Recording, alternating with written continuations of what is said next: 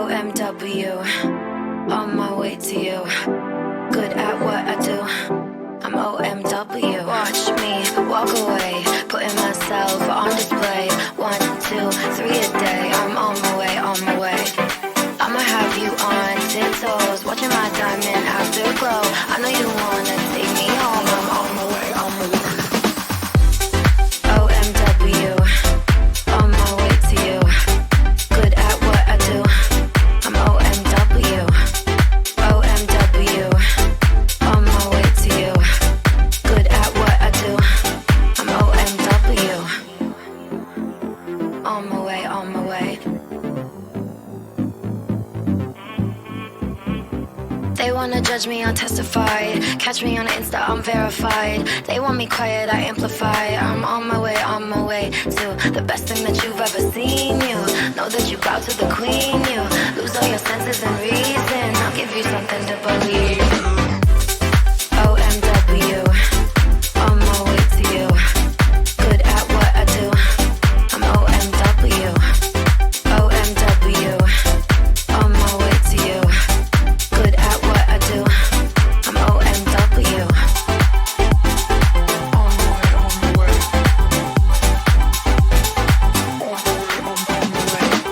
Yeah. OMW.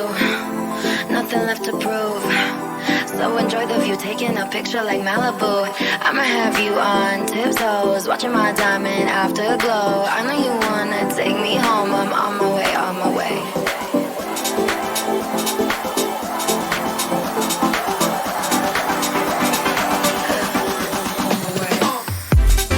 OMW, on my way to you. Good at what I do. I'm OMW. OMW, on my way to you. Good at what I do. I'm OMW. On my way, on my way. On my way, on my way. On my way, on my way. On my way, on my way. On my way, on my way. On my way, on my way. On my way, on my way.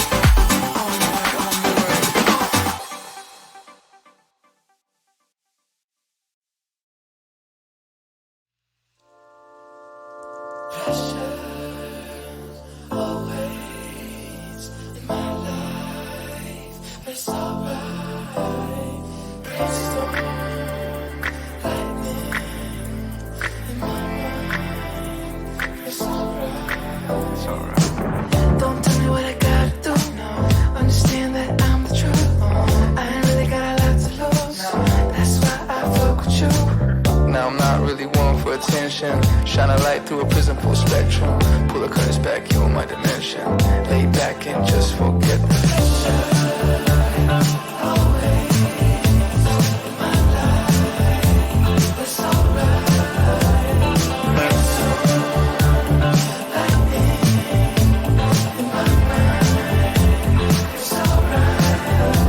See where I come from, people never make it out. I'm a 5-star brain in a 2-star town. And I'ma give it back when I have enough money in my hands. Enough for the friends and the fam. And I owe it all to Yahweh.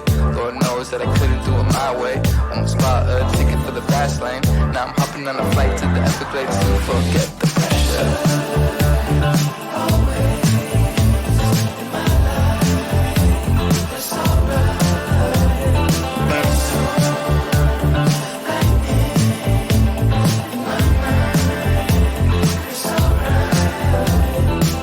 Don't tell me what I gotta do. Understand that I'm the truth. I ain't really got a lot to lose. That's why I fuck with you. Lay back and just forget the pressure. Always in my life, but it's alright.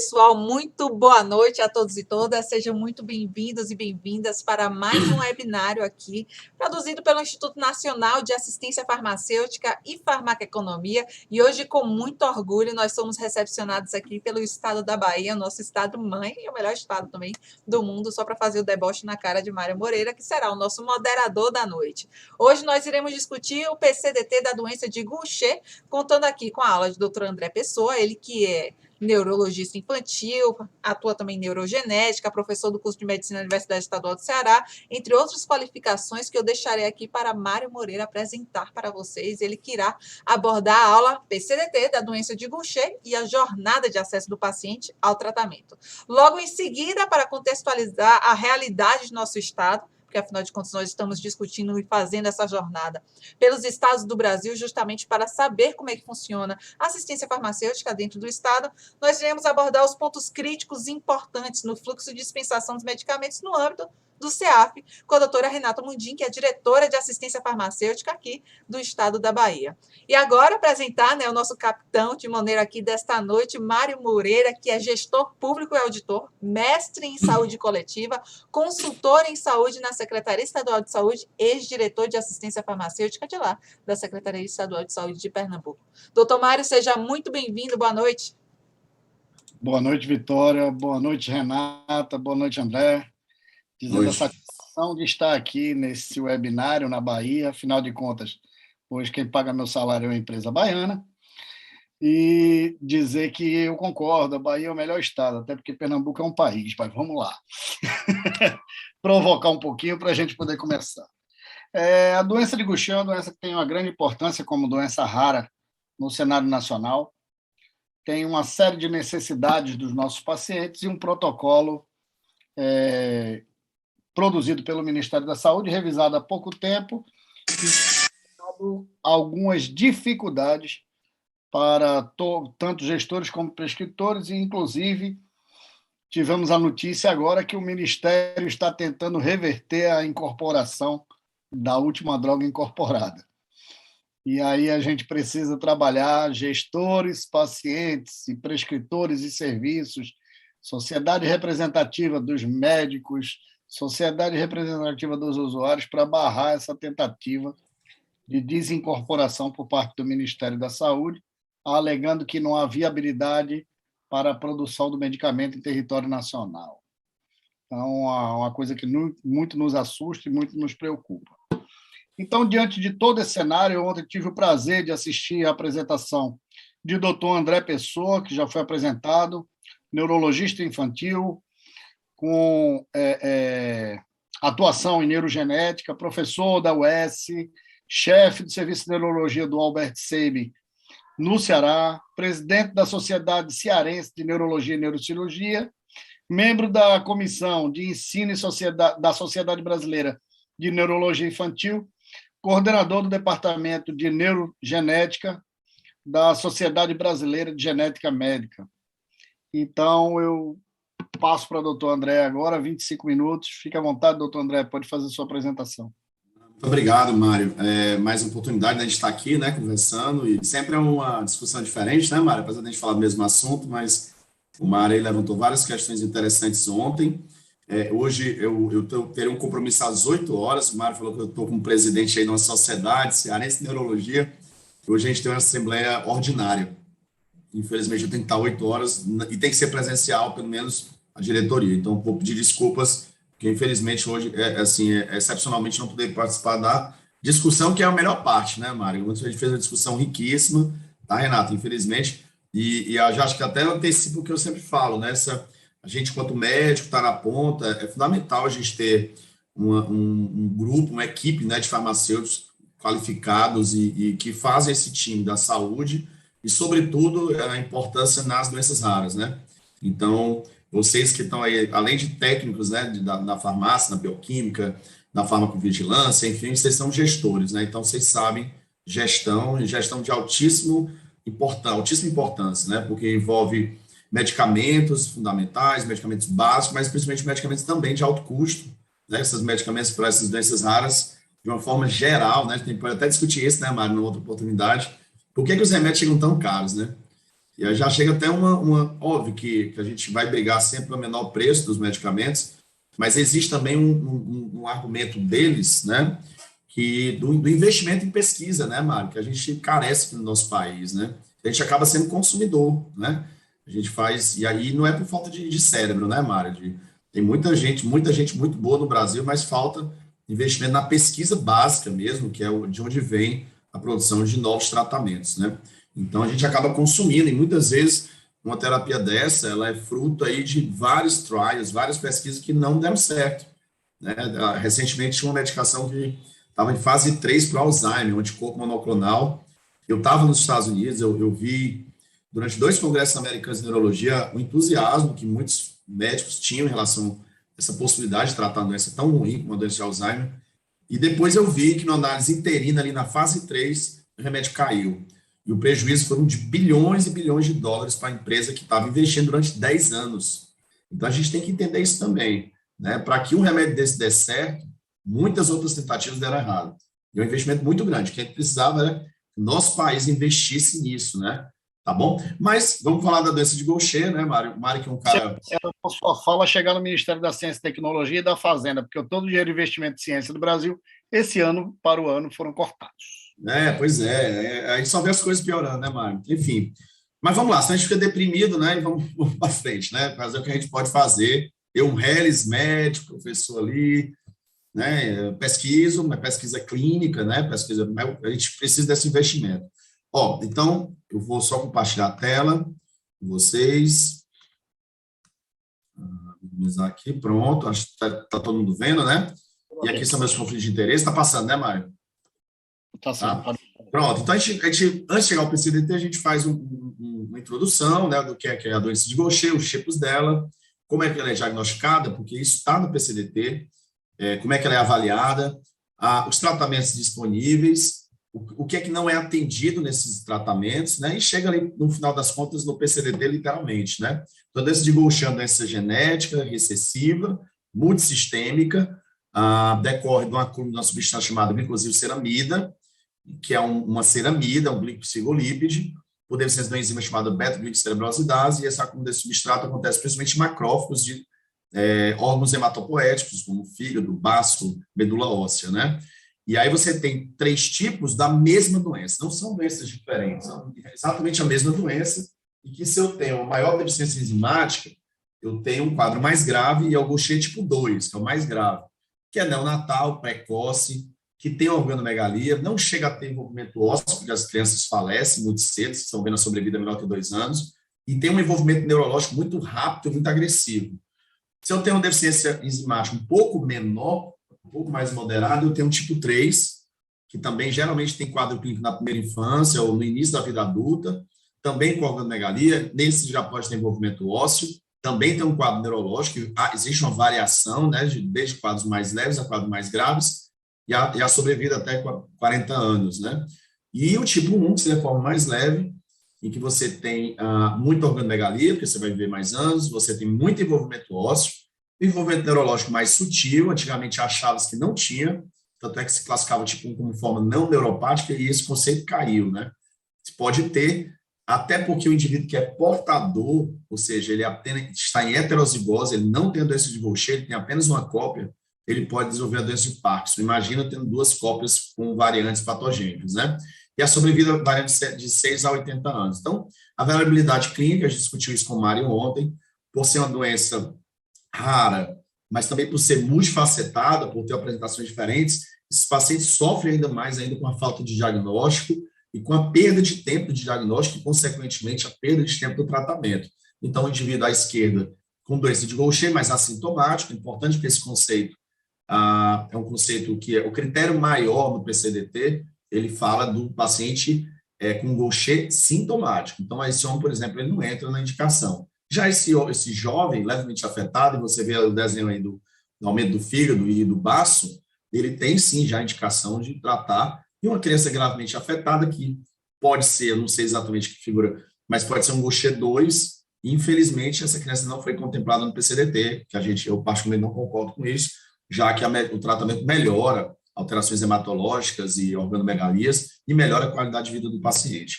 Então, basicamente, você tem esse equilíbrio entre um quadro de organomegalia, né, aumento de baço e fígado, e uma doença hematológica com anemia e plaquetopenia. Então, a gente vai e volta para esse quadro, é um quadro que está do Gene Reviews, né, do Dr. Pastores. Então, os acometimentos mais frequentes da doença de Gaucher: organomegalia, baço e fígado. O baço aumenta até 50 vezes o tamanho normal. Você tem o mecanismo ali de acúmulo de galactosilceramida no macrófago, dando anemia desse acúmulo na medula óssea, mas o próprio aumento do baço também contribui para isso, já que existe o sequestro, a retirada, né? Se o baço ele é aumentado, ele retira células hematológicas, e aí isso contribui ainda mais para anemia e trombocitopenia. O fígado aumenta até 10 vezes o normal. Geralmente não cursa, né, desse Gaucher com insuficiência hepática aguda, mas a cirrose pode acontecer. Assim como o desconforto abdominal pelo próprio aumento dos órgãos, né, com redução de apetite e sensação de plenitude.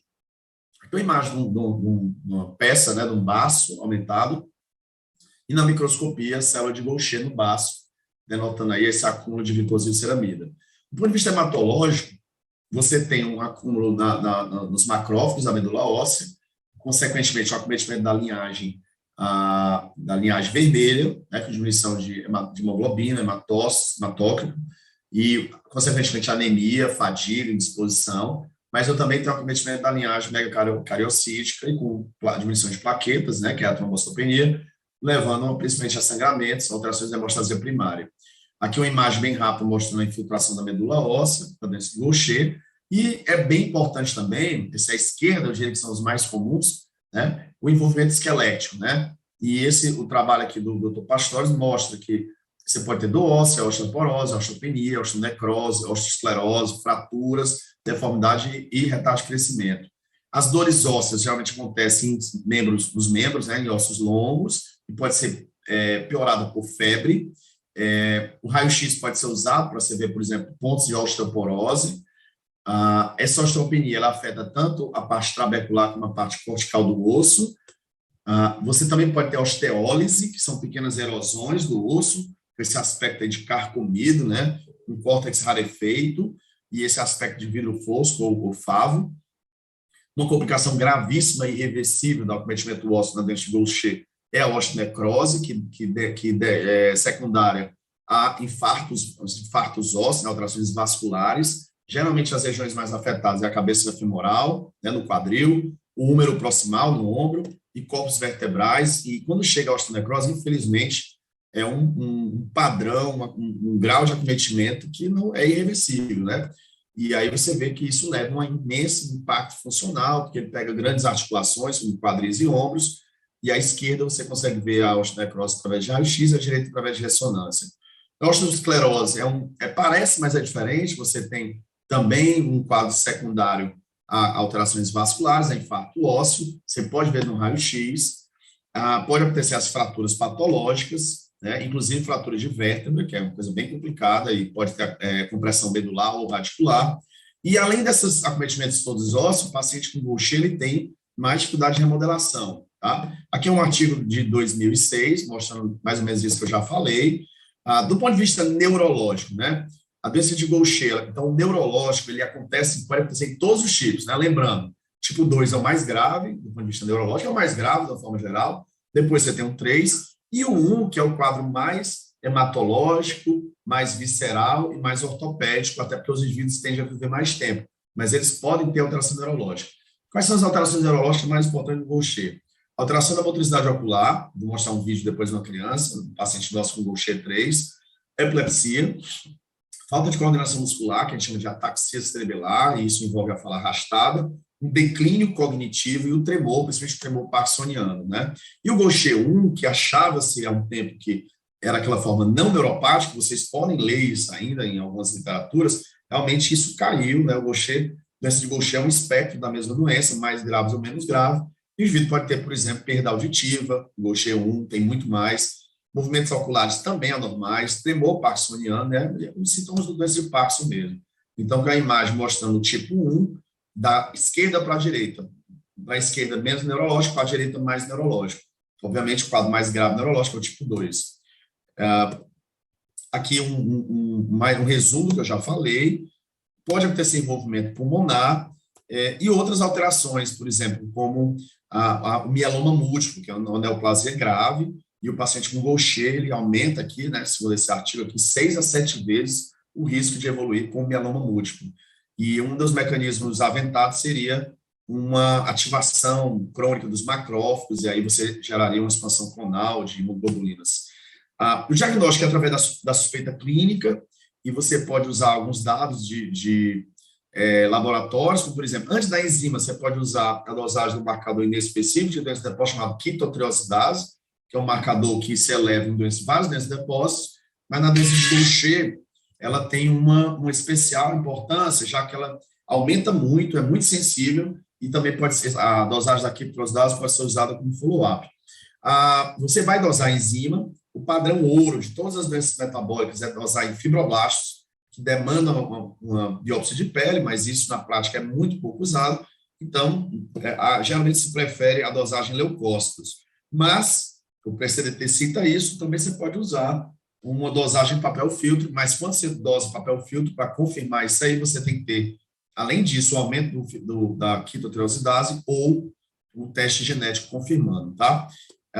Dependendo do serviço, eu pulei aqui, você pode usar, por exemplo, de biópsia de medula óssea ou biópsias de órgão, que você vai encontrar as células de Gaucher, aquilo ali serve como um ratificador de achados bioquímicos ou genéticos. Aqui eu já falei. A avaliação do monitoramento é importante, né, no paciente depois de diagnosticado, através de sintomas clínicos, como os índices de qualidade de vida, de disposição, ou seja, se o paciente não tem sinais de anemia, né, como indisposição, fraqueza, sonolência, inapetência, você pode usar de técnicas de imagem e exames laboratoriais simples, né, como hemograma, a função hepática, a função renal, a dosagem da ferritina e a dosagem da quitosidase, como eu já falei.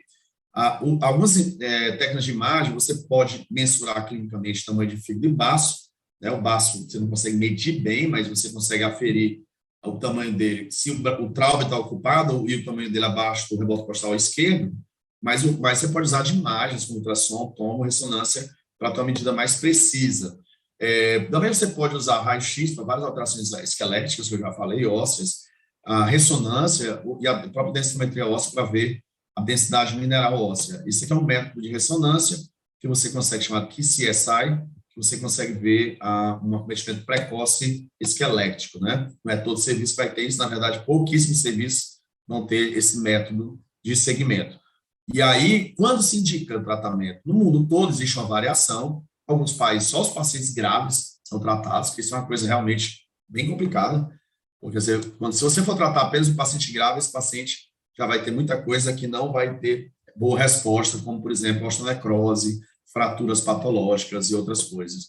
Enquanto outros pacientes em outros países, o tratamento tende a ser muito precoce. O conjunto de critérios, geralmente, além daqueles critérios clínicos, que eu vou mostrar para vocês, são os critérios maiores, ou seja, tem a doença de Gaucher, a doença clínica, com confirmação bioquímica e genética, são os dois critérios maiores, você ter a doença e ter a confirmação, tem que preencher todos esses critérios maiores no PCDT, e nos critérios menores você vai ter organomegalia, você vai ter anemia, trombocitopenia, sintomas sistêmicos, diminuição da qualidade de vida, vou mostrar para vocês. Quando você está ali tratando o paciente, você vai trabalhar com isso, né? Carga de doença. Se a carga de doença ainda está controlável, tem que segurar, normalizar, né? Se o paciente já tem uma carga de doença alta, eu tento reverter os sintomas, e se eu consigo atingir novamente uma carga menor de doença, eu tenho que estabilizar. Outros tratamentos são importantes, além do tratamento modificador de doenças, né, que são as terapias de reposição enzimática e de redução de substrato, como, por exemplo, tratar as alterações hematológicas com transfusão de sangue, ou mesmo de plaquetas, né, melhorar a doença óssea, melhorar a qualidade de vida, tá? Isso que eu já falei. Do ponto de vista de tratamento específico, a gente teve o PMO, que acabou não avançando muito, especificamente do Gaucher, mas você tem as terapias de reposição enzimática, que tem como objetivo repor a enzima deficiente na beta-glicocerebrosidase, ou reduzir o substrato, que é a glicosilciramida, através de medicamentos que diminuem uma enzima chamada galactosilciramida sintetase. Aqui, basicamente, explicando isso que eu já falei. Então, assim, do ponto de vista de linha do tempo, a gente tem, primeiro, até 91, a gente só tinha essa abordagem clínica, sintomática. Em 91 foi aprovada a primeira enzima, né, para a TRE, foi chamada de ceredase, mas ela caiu, assim, o uso dela, e a partir de 94 foi aprovada a primeira enzima que a gente tem até hoje, que é a imiglucerase, ou Cerezyme, né, da Sanofi Genzyme, foi aprovada em 94, na União Europeia em 97, e nos anos 2000 e 2010, a alfa-velaglucerase, o Vipriv, né, da Takeda, e a alfa-taliglucerase, né, da Pfizer, e tem uma produção brasileira também agora, né? Há um projeto disso e tem feito essa produção nacional. Quais são as diferenças, né? Então, assim, a imiglucerase, ela é produzida através de uma tecnologia de hamster chinês, a gente chama de tecnologia CHO. Por ter essa diferença, né, histológica, acaba gerando uma resposta imunológica alta, de 15,6%. É uma medicação aprovada em todos os principais órgãos regulatórios, FDA, AM e Anvisa. A dose é uma dose de 60 unidades quilo, para infusão a cada 15 dias. A alfa-taliglucerase ela é produzida através de células vegetais, mais especificamente células de cenoura, e ela gera uma resposta imunológica menor do que a imiglucerase, né, de 6%. E a terceira, que na verdade foi a segunda das que a gente tem hoje, é a alfa-velaglucerase, que até a gente viu assim, uma dificuldade maior aqui no Brasil, assim, menos pacientes usando, mas que, teoricamente, por conta da menor ativação enzimática, na minha humilde opinião, seria a melhor enzima. Por quê? Porque ela é produzida através de tecnologia recombinante humana, e isso acaba gerando uma menor formação de anticorpos, né? Então, ali, em torno de 1%. Está aprovado em todos os órgãos também, e está no PCDT, tá? Em termos de ensaios comparativos, não existe nenhum estudo comparando diretamente as três enzimas, mas o que existe é só um ensaio de não inferioridade, comparando a imiglucerase, que já tinha aprovação com os trials, com a alfa-velaglucerase, e demonstrou que não existe inferioridade em relação à alfa-velaglucerase, que é a que causa menos efeito imunogênico, tá? Assim, do ponto de vista de benefício comprovado da TRE, eu posso falar para vocês que das doenças raras e que por deficiência enzimática, eu posso dizer que assim, o Gaucher certamente está naquelas que melhor respondem a essas terapias. E você tem uma resposta muito boa da doença visceral, com redução do fígado, do baço, uma melhora hematológica importante, ainda pode melhorar o padrão de crescimento nas crianças que recebem diagnóstico precoce, redução das dores ósseas e prevenção das complicações irreversíveis do esqueleto. Obviamente, como o próprio não está falando, irreversível não tem jeito. Quais são os outros pontos, né, que a gente deve levar em consideração e que acabam sendo limitações? Não há um aumento da densidade mineral óssea, isso não foi contemplado. Você tem uma infusão que é ad eterno, né, para o resto da vida, a cada 2 semanas. Isso, no Brasil, infelizmente, a imensa maioria ainda faz em ambiente hospitalar, que demanda viagens longas, impacto social importante, né, que você tem um paciente doente, uma doença de Gaucher, e aquilo ali necessita da demanda de um terceiro, né? Então, você retira o indivíduo com Gaucher pode estar incapaz do trabalho, muitas vezes está, e aí você já gera uma necessidade de uma demanda de terceiros, isso tem um impacto social muito grande. Alguns pacientes também são resistentes, né, à terapia de reposição enzimática. Pode haver casos de hipersensibilidade, e a gente mostrou a diferença das 3 enzimas, sendo a alfa-velaglucerase que causa menos resposta imunológica, mas pode causar também. E é descrito essa reação alérgica grave, com todas as reposições enzimáticas, pode acontecer, a ponto de ter que parar o medicamento, ou tentar trocar, isso vai ser está bem descrito no PCDT, e, obviamente, como a gente já conversou aqui, a questão do alto custo é um limitador, né? A barreira hematocefálica é um problema, daí a questão do tipo 2 não ter sido incluso no PCDT, que, assim, e o restante do organismo do indivíduo, né?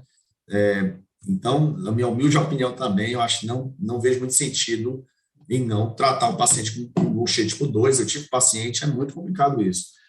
A administração hospitalar, né, demanda essa internação de hospital dia, a penetração óssea é limitada e uma penetração insignificante do sistema nervoso central. As terapias de redução de substrato, a gente tem 2 medicações aprovadas aí pelo mundo, né? Dentre elas, o Zavesca, que foi a primeira, que é o Miglustat, e o Eliglustat, né?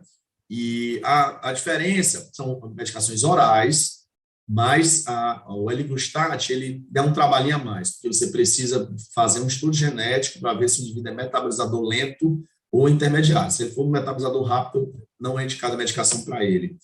Então, aqui é o PCDT, 2017. Depois, toda essa explicação, acho que fica mais fácil entendê-lo. Você precisa ter, para a reposição enzimática, os 2 critérios maiores, que eu já tinha falado, e ter pelo menos um critério menor, que são a anemia, que vai ser verificada a hemoglobina de acordo com o sexo e faixa etária, a plaqueta, né, a existência de sangramentos espontâneos, o decorrente de traumas mínimos, a hepatosplenomegalia, sintomas gerais, como anemia, né, geralmente secundários da anemia ou das dores ósseas, também é levado em consideração, o crescimento inapropriado, acometimento de pelo menos 2 das seguintes órgãos, né, aí no caso, coração, né, que é menos comum, pulmão, por exemplo, mieloma múltiplo, esplenectomia, enfim, então aqui são os que você precisa ter apenas um critério menor para entrar aqui, sendo que você pode trocar, fazer o switch, né, entre uma enzima e outra, caso o paciente tenha alguma resposta imunológica, isso está previsto, ou se o paciente tiver acima de 18 anos, ele pode também tentar a terapia de redução de substrato. Aqui uma criança, um paciente nosso que tinha inicialmente com 5, 6 anos um quadro de anemia, plaquetopenia e uma hepatosplênide, daí nós pensamos em Gaucher, confirmou, só que ela evoluiu com um quadro de uma falta de coordenação cerebelar, né? Você vê que ela está tremendo aí, ó. Ela erra o alvo, que a gente chama de dismetria, uma ataxia cerebelar, uma falta de coordenação, né? Clássica. Você vê que ela tem uma alteração da motricidade ocular horizontal, ela olha de lado, né? Eu peço para fazer um movimento rápido e alternado, ela tem dificuldade, que a gente chama de disdiadocinesia.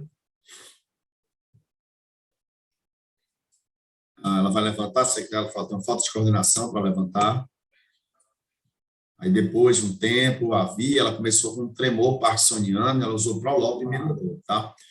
E uma outra criança que os pais do interior também, a criança nasceu hipotônica, com dificuldade para e com o tempo foi notada uma distensão abdominal, uma anemia importante, foi internada, e quando eu fui chamada, ela tinha esse fígado que talvez dá para ver, o baço não dá para ver por causa dos equipamentos, mas um hepatosplenomegalia importante, né?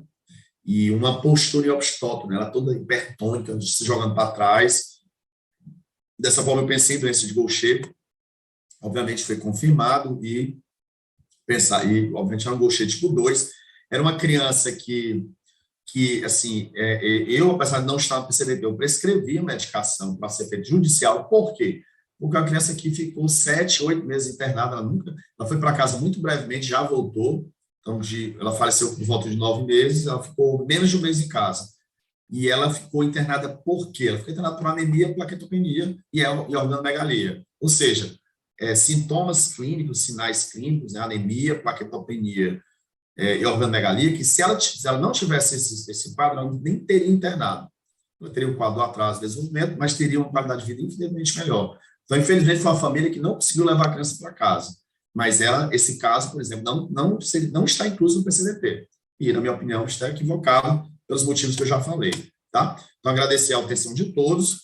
Aqui é o Hospital Infantil Albert Sabin, né? Eu não sou daqui, sou carioca, como o Mário, e fiz minha formação toda na USP, em São Paulo, e trabalhei lá, e doutorado e tudo, enfim.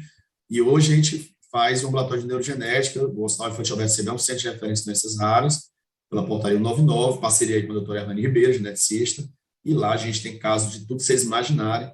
Aqui à direita é o ex-ministro dos Estados Unidos que visitou uma pesquisa que nós fizemos com a Zika, e o cara veio lá de Washington para visitar. Tá? Então é isso aí, espero que tenha sido proveitoso. Infelizmente, Mário, não vou poder ficar, eu estou bem triste aqui por causa disso, mas espero que tenha sido bacana aí para vocês, né?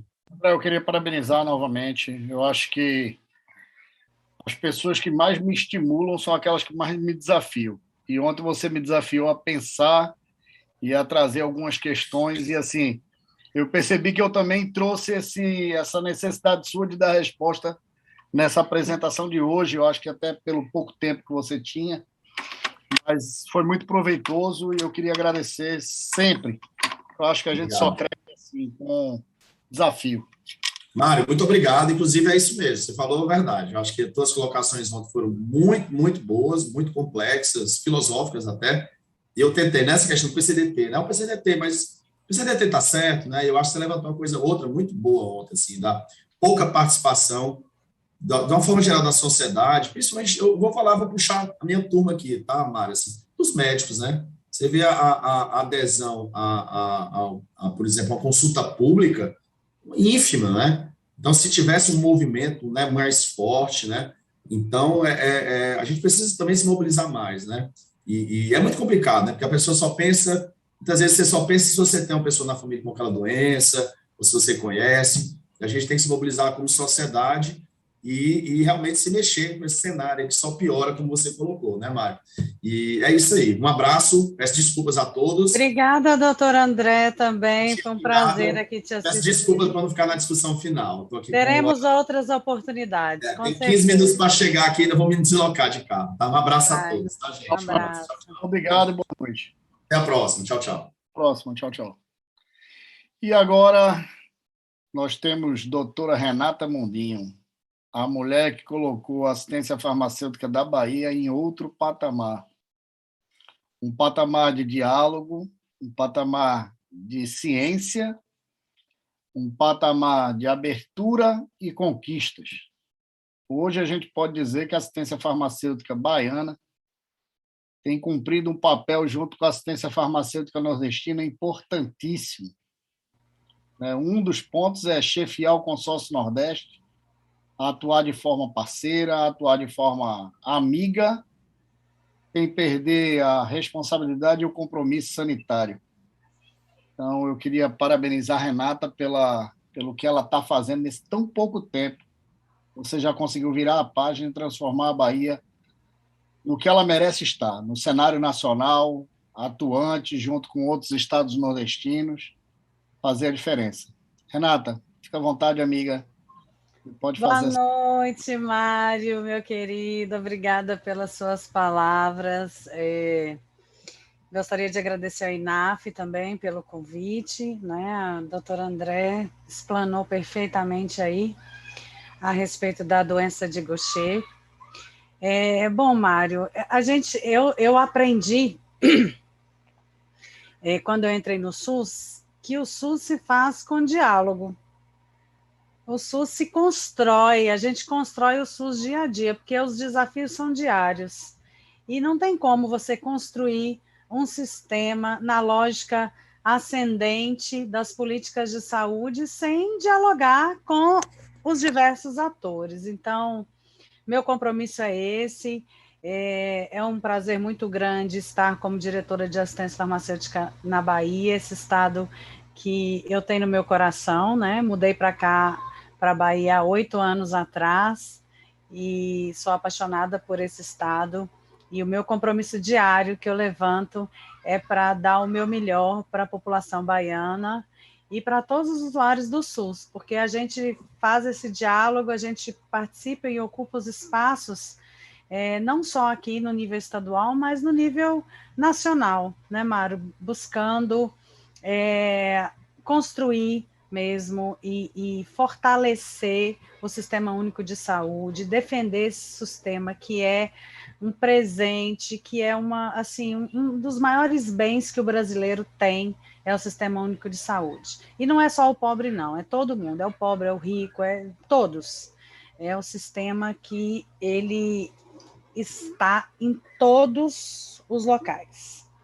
Bom, mas voltando um pouco sobre a doença de Gaucher, né? A gente tem enfrentado grandes desafios com o surgimento de várias doenças raras, né, Mário? Isso tem tomado uma proporção, assim, e a gente, com essa pandemia, a gente não sabe nem o que vem aí, né? Mas podemos esperar, sim, infelizmente, né, outras doenças raras que vão se tornando cada vez mais comum.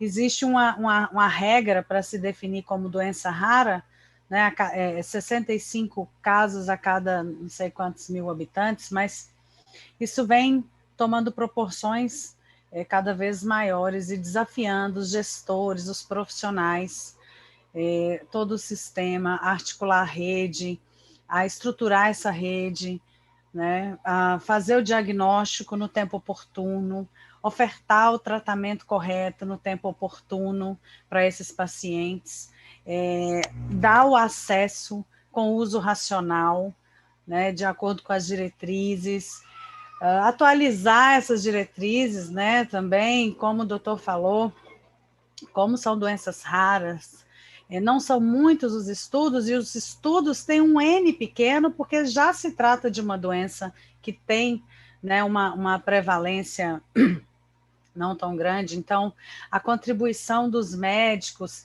com os dados, né, de mundo real mesmo, nas consultas públicas, para a atualização dos PCDTs, para a incorporação das drogas, isso é fundamental para ajudar os gestores a tomarem a decisão correta e dar acesso dentro dos protocolos e das diretrizes, baseado na evidência, né, na melhor evidência, e dar acesso a todos que precisam. Bom, aqui na Bahia, nós temos ativos, nós temos 44 pacientes da doença de Gaucher. Esses pacientes, eles são atendidos e são assistidos no Hemoba, aqui em Salvador, né? Esses pacientes, eles estão, na verdade, eles estão disseminados em todo o estado, fazendo uma busca da residência desses pacientes. Então, nós temos eles distribuídos em 6 macro-regiões aqui na Bahia. E isso é um desafio, porque, como o doutor disse, o tratamento, né, com a terapia de reposição enzimática, ela é feita a cada 15 dias. Então, a cada 15 dias, esse paciente tem que se deslocar para a capital, que é onde tem centro de referência, para fazer a infusão do medicamento. A maior parte dos pacientes, né, os pacientes que dependem 100% do SUS, eles têm que vir, porque assim, a gente tem observado a necessidade urgente de estruturação da rede assistencial no que tange à descentralização de infusões, mas não é um processo simples, não é um processo fácil, né? Principalmente quando se fala de doença rara, porque a condição clínica do paciente, as manifestações clínicas que advêm da administração do medicamento, elas exigem, né, da gestão a estruturação de um hospital-dia, de um ambiente adequado para fazer essa infusão. Não é qualquer ambiente, não é um ambiente ambulatorial, né? E precisa da assistência, do acompanhamento da equipe de profissionais, médicos, enfermeiros, por vezes o farmacêutico, quando precisa fazer a manipulação de algum medicamento. E principalmente, essa equipe, ela precisa ter a expertise naquela doença. Então, não é você pegar qualquer profissional, mesmo que seja capacitado, a expertise, a experiência, a especialização dessa equipe naquela doença específica, naquela doença rara, é fundamental para você garantir o melhor efeito da terapia, né, a segurança do paciente, que é fundamental neste processo. E a gente, assim, eu como gestora, eu tenho observado uma corrida desenfreada por tecnologias que exigem esses procedimentos e que muitas vezes eu até, assim, não estou aqui falando especificamente da doença de Gaucher, mas algumas outras, que vem uma pressão para você fazer o procedimento de qualquer forma, em qualquer ambiente. Não é assim. Eu sou gestora, eu sou profissional de saúde, eu tenho responsabilidade, eu tenho ética com o meu paciente, e eu preciso garantir, né, eu, enquanto Estado, enquanto gestão, garantir a segurança do paciente, né, a segurança dessa família, e a ética mesmo na gestão pública, né? Então, é um desafio muito grande fazer essa descentralização. Hoje, como eu disse, a gente tem esses pacientes, eles fazem Eles dão entrada, o acesso a dar entrada à solicitação do medicamento via o componente especializado, né, que hoje os medicamentos estão no componente especializado, esse paciente consegue dar entrada em qualquer farmácia de base de núcleo regional que temos nas 28 micro-regiões da Bahia, né? Mas eu observei que todos os pacientes, eles deram entrada, né? O estabelecimento solicitante está concentrado na capital. Então, de alguma forma, isso mostra que esses pacientes, eles vêm para o serviço especializado, para o centro de referência, faz o diagnóstico, né, vem referenciado de um outro centro, ou da própria atenção básica, ou de outro especialista que identifica, faz a avaliação, faz o diagnóstico, o centro de referência dá entrada no processo pelo CEAF, e esse paciente, ele faz a dispensação do medicamento, acontece no centro de referência, atrelada à infusão do medicamento, que não é só a dispensação propriamente dita. Isso é um desafio muito grande, a gente conseguir fazer essa descentralização, sabe, Mário? Monitorar, acompanhar esses pacientes e melhorar esse acesso à terapia próximo à residência dessas pessoas. Eu acho que esse é o ponto mais crítico da dispensação destes medicamentos no CEAF. Porque o CEAF, ele traz um desafio grande que pela portaria a gente só dispensa. Toma teu medicamento, cumpri meu papel, mas não é assim. A gente sabe que não é assim. A maioria desses medicamentos, eles carecem do procedimento. E esse procedimento, a rede precisa se estruturar. E aí a gente vem tentando, de repente, a gente se bate com uma pandemia que vira os olhos todo para o enfrentamento de uma crise sanitária mundial, mas as pessoas não deixam de adoecer com as doenças raras, com as outras, e não deixam de necessitar desses procedimentos e desse acesso e dessa assistência.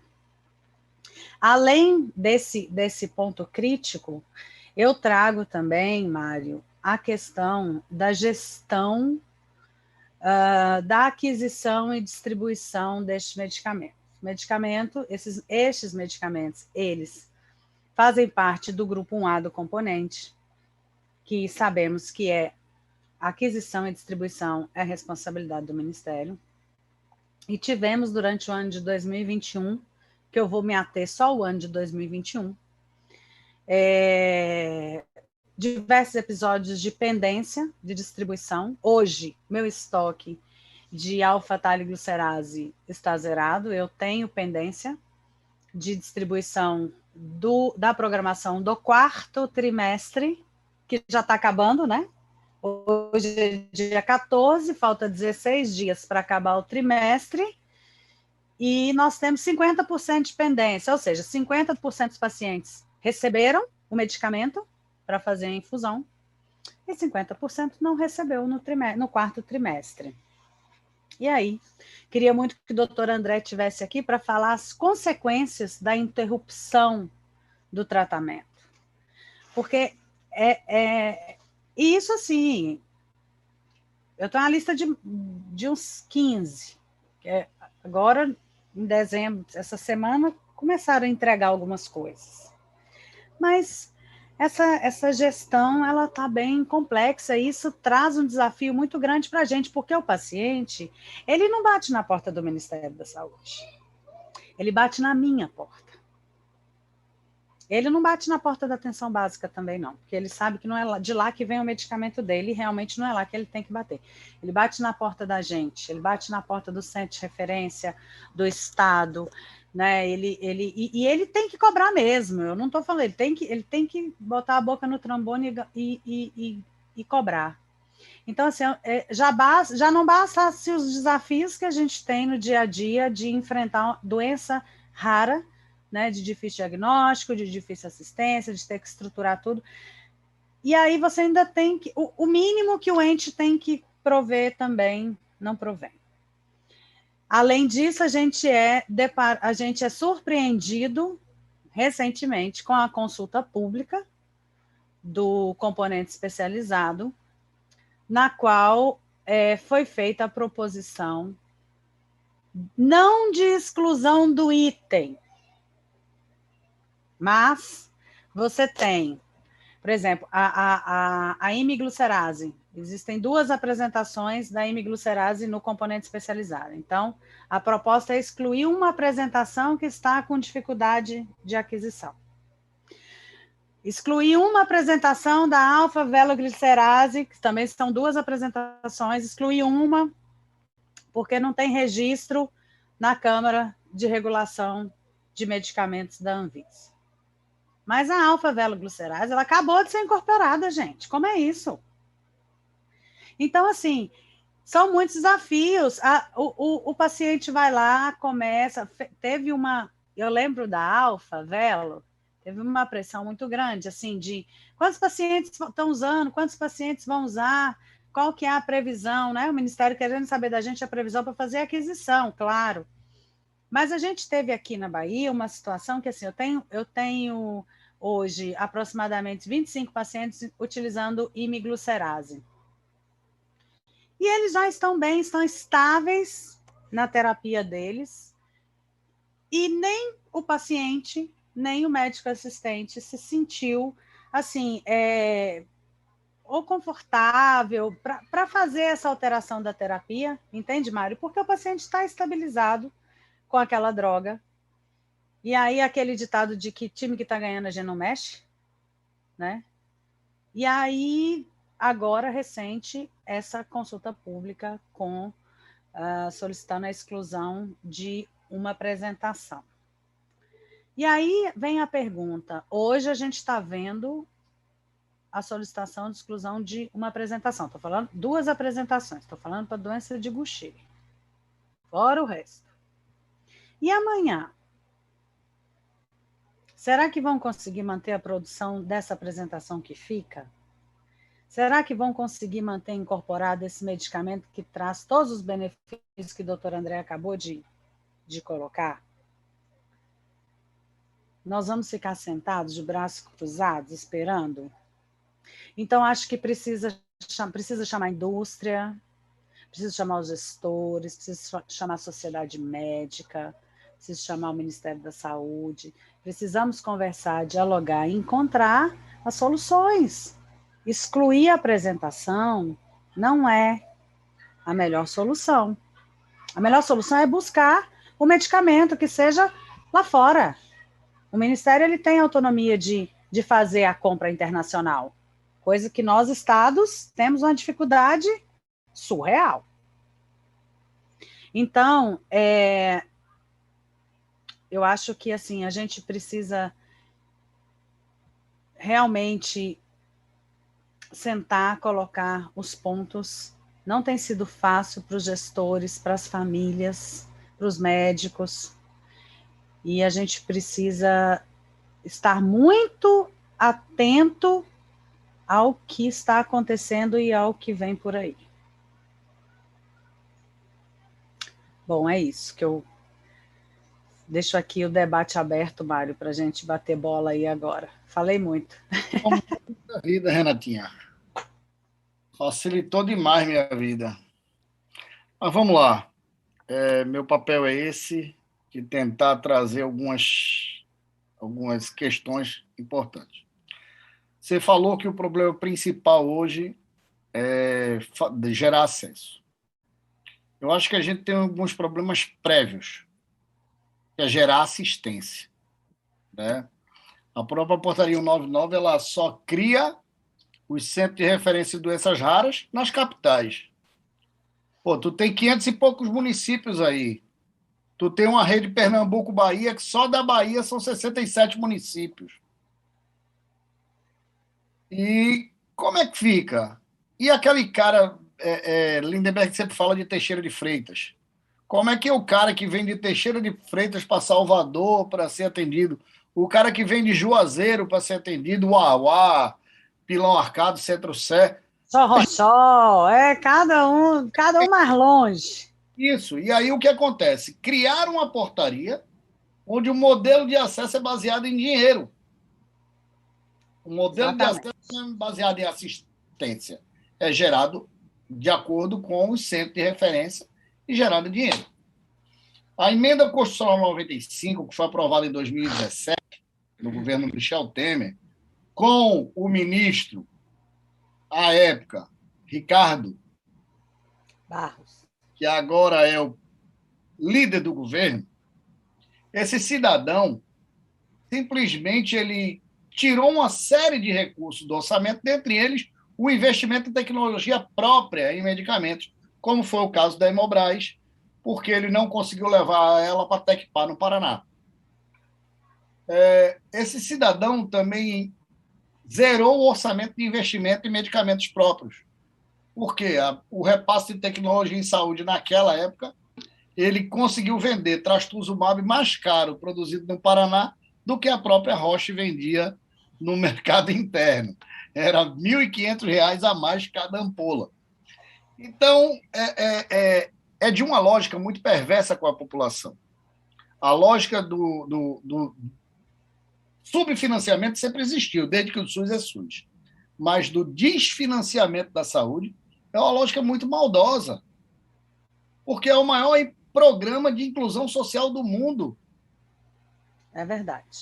E aí a gente vai colocar essa massa de trabalho, esses profissionais, essa massa de pessoas que a classe média está ficando pobre, ela está deixando de pagar os planos de saúde. Quem tem seus planos de saúde corporativo está correndo para o SUS. A gente tem tido um acréscimo aí de 2,4, 2,5 milhões de pessoas por mês adentrando o Sistema Único de Saúde no Brasil. E como é que a gente vai ficar com esse subfinanciamento? A pandemia está aí, mostrou isso, você falou na pandemia. A pandemia teve que criar um orçamento de guerra, uma coisa completamente inacreditável, para poder ter dinheiro para enfrentar uma pandemia. E a gente, situação de emergência, você criou, você tem como mexer o orçamento e fazer um bocado de coisa. Achou dinheiro, não achou? Para investir?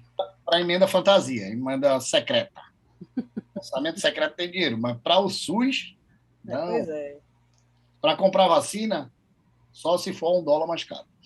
Aí, a velha história. É verdade. A velha história. Ou a gente começa a pensar o para frente, ou a gente começa a se planejar, investindo em gestão, investindo em tecnologia e investindo em soberania nacional. A gente precisa trazer as indústrias, e aí eu digo porque isso N pessoas fazem. A gente conversou isso há algum tempo atrás. Aqui em Pernambuco, a gente obriga, toda licitação é atrelada à capacitação. Toda licitação é atrelada à educação em saúde.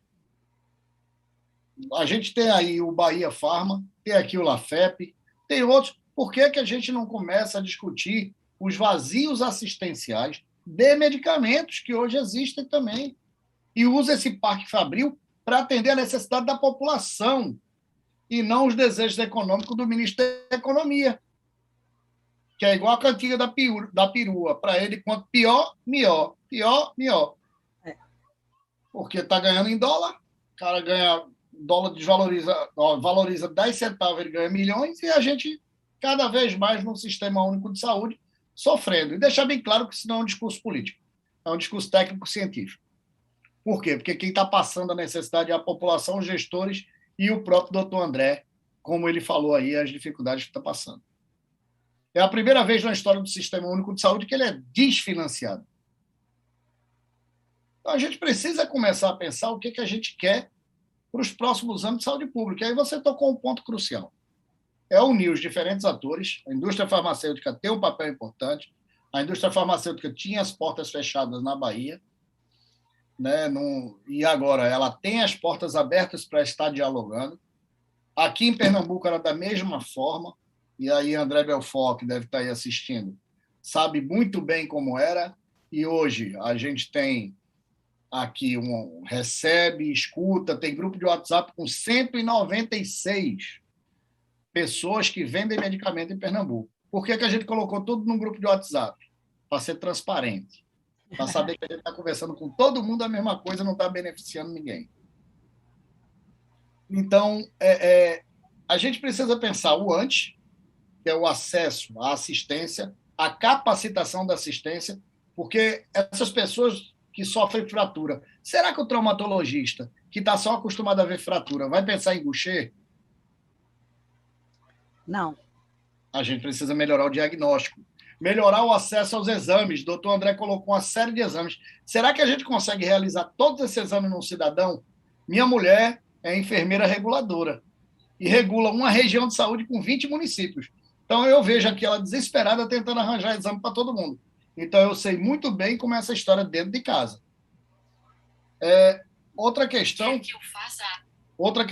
que a gente precisa pensar é a perenidade do sistema. E a perenidade no sistema está na compra adequada de medicamentos. Não dá para a gente suspender o tratamento com direito adquirido. Vai gerar judicialização. E aí você chamou uma série de atores. A gente precisa chamar o Ministério Público Federal. A quem compete a pressão em cima do Ministério da Saúde. Apesar de hoje o Ministério Público Federal ser uma vaquinha de presente. Mas tudo bem. Vou aproveitar que a gente está no Natal e eu posso ser preso também até lá. A gente precisa...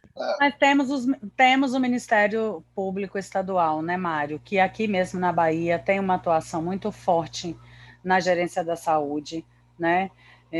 A gente precisa, você lembrou bem o apoio que o Ministério Público dá nessas questões de cobrar, né, de buscar as soluções. E ele pode pressionar o MPF, a partir do momento que ações contra a União só competem ao MPF, então da incompetência do MP estadual. Mas o MP estadual ele pode gerar um MPF, provocar.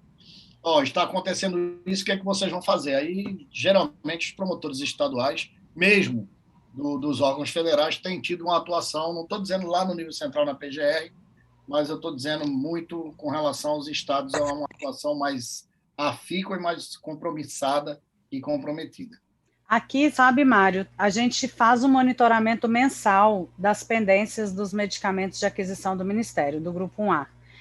E, então, a gente faz esse monitoramento, essa planilha, e fazemos um ofício que sai aqui do gabinete da secretária, que vai para o Ministério, para o CONAS, para o CONASEMES, Ministério Público Estadual, Ministério Público Federal, informando a pendência, quanto tempo, qual o valor, qual o impacto disso na vida das pessoas, qual a doença.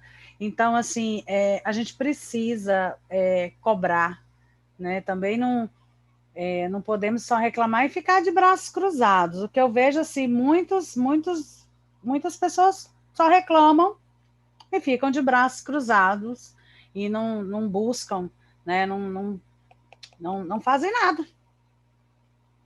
Eu queria te dar uma sugestão para a tua PGR.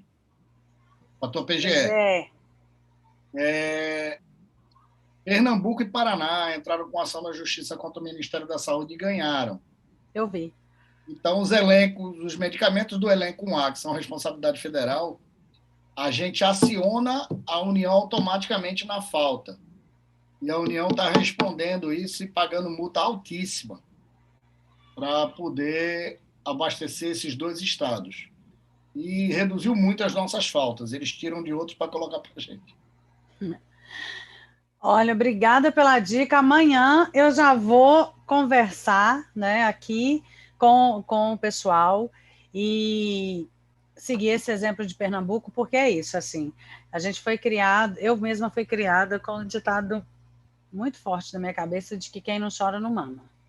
Eu choro mesmo, eu brigo, eu falo, eu vou, e porque é isso, a gente precisa, na posição que a gente está, a gente não pode se acomodar. A gente não pode sentar na cadeira e falar: ah, o Ministério não mandou.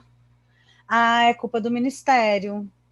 Sim, e você está fazendo o quê para cobrar do Ministério? Você está fazendo o quê para defender a sua população e os seus usuários do SUS e buscar melhorar a sua gestão? Então, a gente também tem uma responsabilidade, uma corresponsabilidade nisso, né? E a gente precisa sair da inércia. Não é só isso, né? Da hora que a cobrança vem, você falou muito bem. O paciente não vai bater na atenção básica, o paciente não vai bater lá no ministério, ele vai bater na porta da gente. E aí a gente tem que ter um mínimo de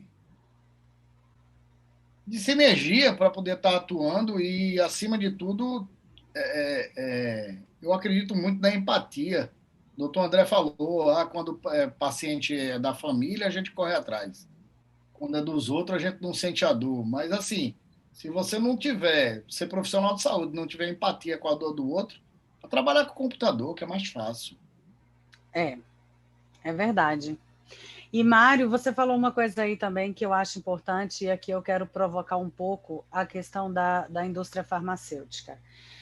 Eu tenho, assim, um entendimento, como eu disse no início, do diálogo. Então, é por isso que eu estou sempre, né, buscando adequar a minha agenda e ajustar a minha agenda para estar recebendo, né, o pessoal da indústria que vem para a gente dialogar e buscar essas soluções. A política mesmo de atenção a doenças raras, ela traz a estruturação da rede nos 3 âmbitos, né? As responsabilidades de cada um.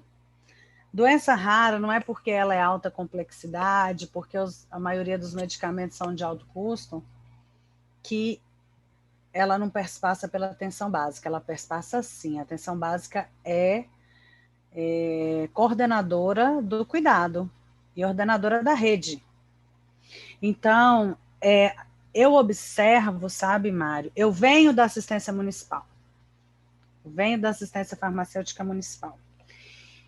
E, pelo menos aqui no estado, eu não observo a atuação da indústria farmacêutica na atenção básica.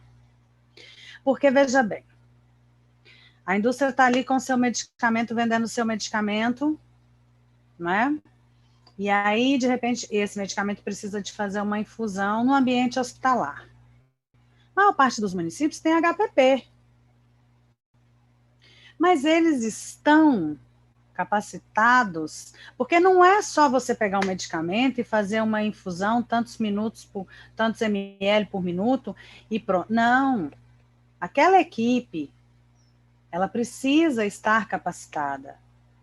Eu disse isso mais cedo, doença rara não é qualquer profissional que vai fazer a administração, acompanhar, avaliar a infusão do dia e conseguir fazer o manejo das manifestações clínicas que podem advir dessa administração. Então, eu acho que, assim, é urgente, o fortalecimento da atenção básica é um movimento que já vem acontecendo há algum tempo. Agora, na pandemia, a gente sabe que teve, né, deu uma parada nisso daí, porque voltamos todos os olhos para a questão epidemiológica, mas a gente precisa trazer esse tema, e a gente precisa, sabe, que a indústria também tenha os olhos para a atenção básica, e não só para o Estado, que tenha os olhos para os municípios, que nos ajude, Mário, a fazer essa rede, esse acesso, essa assistência, esse diagnóstico, porque se o médico lá, o pediatra lá da atenção básica, ele consegue, então isso aqui pode ser um guichê, ele faz a referência para o centro de referência, né, que seja na capital ou que seja nas regiões de saúde, a gente tem um diagnóstico mais rápido, a gente tem uma equipe olhando para aquele paciente e a gente melhora e qualifica a assistência integral a esse paciente com doença rara, com doença de Gaucher. Com certeza a gente tem uma série de desafios aí, e desafios cada vez mais desafiadores. Desafiadores. Eu ia falar exatamente isso. São desafios cada vez mais difíceis de transpor, e assim, o que eu estou sentindo é que a gente hoje só tem apoio da gente, entre os da mesma esfera de gestão para baixo, para cima a gente não tem. Você pegar o DAF está acéfalo. O DELOG foi desmontado. E o próprio Ministério, você escutar o que está escutando do ministro, também te deixa preocupado. Então, ou a gente começa a nadar para frente, ou a gente vai morrer afogado. E o SUS ele surgiu desse movimento. A reforma sanitária foi isso. Um movimento de luta, um movimento de reivindicação, um movimento de necessidade. Chegou o momento da gente retomar isso. Porque, senão, isso pela primeira vez um jornal pernambucano publicou na capa: o SUS salva vidas. E eu tenho assim, guardado essa frase, essa capa de jornal. Um dia eu vou emoldurar ela, sabe? Eu estou terminando de fazer um escritório em casa. Quando eu terminar, eu vou colocar isso pendurado na parede: o SUS salva vidas. Porque aqui em casa os dois ganham dinheiro do SUS, vivem disso. E ver tanto trabalho, eu tenho 25 anos de Sistema Único de Saúde, minha mulher tem 12 anos, e assim, é pesado você ver que a coisa está indo por um caminho que não era o caminho que era para estar, e mostrou que foi quem salvou a população agora. Porque se não fosse estados e municípios, governadores e prefeitos, não estaríamos em 600 mil mortes. Estaríamos com mais de 2 ou 3 milhões de mortes. Então, a gente precisa estar nadando para um caminho melhor, nadando para um caminho de ciência, nadando para um caminho de respeito. E você sabe do meu respeito e admiração pelo teu trabalho aí. Você pode contar com Pernambuco nesse processo. Eu acho que Pedro foi indicação nossa, tem uma jovialidade que vai permitir que a gente possa trabalhar de forma adequada com a Bahia. Nós temos uma rede interestadual que precisa ser fortalecida e fomentada. E, acima de tudo, a gente precisa... Discutida, né, Mário? Eu atendo 2.500 pacientes teus em Petrolina, eu já conversei isso contigo. Né? No passado, já. Mas graças a Deus você chegou e a gente não fez essa situação. Mas a gente precisa discutir isso, precisa discutir o modelo, transformar as redes interestaduais. Entre Pernambuco e Bahia tem Alagoas, tem Sergipe, que a gente tem que trazer para junto, apoiar, para eles crescerem juntos. E a gente tentar formar aí, talvez lá em Paulo Afonso, que pega aí três dos quatro estados, naquela região de Paulo Afonso, a gente consegue chegar ali, pegar uma ponta de Sergipe, uma ponta de Alagoas, Pernambuco e Bahia, e pensar uma rede também interestadual naquela região, que já tem serviço de saúde. Então, tem muita coisa para a gente para frente. O que a gente precisa é não desanimar. O André falou bem. A gente precisa continuar. E aí, nesse momento, eu agradeço ao INAF essas iniciativas aí, agradeço à indústria farmacêutica também a participação e o apoio para a execução desse tipo de capacitação, e fico à disposição. Você pode fazer suas conclusões e depois a gente chama Victoria Libório para ela fazer o encerramento. Bom, eu gostaria de agradecer, né, a você, Mário, por mais esse momento aqui, da gente discutindo e falando do SUS, né, falando desse ator que a gente admira, que a gente ama, que a gente dá a vida, né, Mário? A gente não ganha muito, não, mas a gente dá a vida por isso. Eu tenho muito orgulho. É uma honra enorme acordar todos os dias e fazer o que eu faço, e ver o reconhecimento né, nas suas palavras, na palavra de outros colegas que trazem esse sentimento de melhoria, de ter acesso à gestão, de ter o diálogo com a gestão, da gestão estar aberta, da gestão parar para ouvir e enxergar a ponta, enxergar a assistência, enxergar efetivamente como o SUS funciona para poder trazer para a gestão a construção e o melhoramento dessa política e da execução dela. Eu quero agradecer muito aqui o INAF, né, pelo convite, é sempre um prazer muito grande, eu aprendo muito e me coloco à disposição de todos, né, para a gente poder discutir mais, mas para além de discutir, fazer, buscar as soluções, construir, melhorar o acesso, melhorar a assistência, e olhar com mais cuidado para as doenças raras. Nós temos aqui na Bahia uma região muito complexa, que é a região de Monte Santo, né, do falecido Antônio Conselheiro. Então, ali nós temos um índice muito grande, uma incidência muito grande de doenças raras, de várias, né? Então, a Bahia é um estado que tem muitos pacientes nessa condição e a gente está aqui, enquanto gestão, para poder buscar soluções e melhorar a assistência para esses pacientes. Victoria Libório, querida, por favor, para fazer o encerramento. Hoje foi que foi, viu? Hoje foi que foi. Esse debate aí com os nossos especialistas que têm intensa experiência na gestão, sabem tudo, né? O que é que acontece dentro dos estados, sabe como é que deve ser articulado dentro dos estados e entre os estados para procurar soluções. Então, vocês que aproveitaram aqui esse momento exclusivíssimo que nós promovemos aqui no INAF, continue o debate também dentro dos seus serviços, obviamente, né? Esse webinário ficará gravado e disponível para vocês posteriormente, que eu estarei enviando pelo mesmo e-mail que vocês receberam a confirmação da inscrição. É só procurar ensino@inaf.org.br, que talvez também possa ter caído na caixa de spam, e foi a gente que falou com vocês, né, pelo WhatsApp, enviando o link diretamente para seu WhatsApp, para que você possa acessar e participar conosco ao vivo. Também posso enviar por lá, e se você tiver qualquer dúvida, qualquer colocação que queira colocar aqui para nossos painelistas e especialistas da noite, só contar conosco para isso. Mário, muito obrigada aqui pela moderação e o debate com a doutora Renata, que é incrível trazer aqui as experiências de nosso estado, que claramente tem a excelência científica aqui em nosso estado, muito orgulho para fazer parte, né, desse círculo de pessoas que têm acesso ao que vocês estão produzindo por aí.